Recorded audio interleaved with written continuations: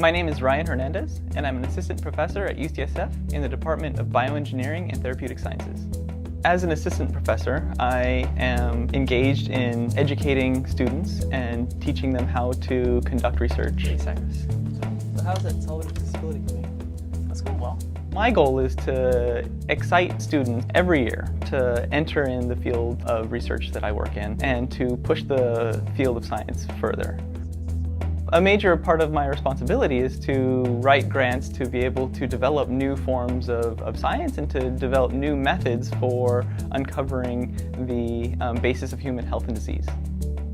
I grew up in San Leandro, California, in a working class town, and I went to public schools. I was a decent student. I got decent grades, A's, B's, a couple of C's, and I didn't excel particularly well in high school simply because I was more interested in playing sports and being physical, and I didn't want to sit down and really focus on my studies. It wasn't until this one day when I was taking pre-calculus in high school that my teacher told me, Ryan, if you want to get a job, you should go to college and major in mathematics.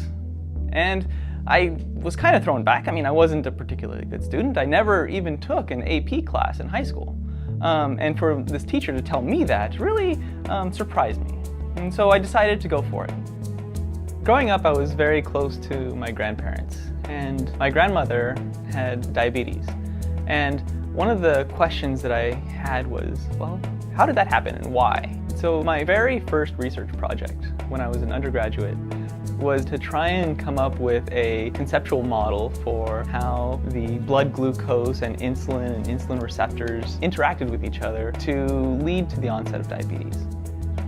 What we know is that people across the world in different populations have different genetic backgrounds, and these different genetic backgrounds can convey differential susceptibility to the disease. What's really great about studying biology is that I can do my research on the role that ancestry plays in changing different features about people. But what does that actually mean for me? I can look at my own genome and say, okay, look, my genes tell me I should have brown eyes and curly hair. And look at that, I do. That's really fun.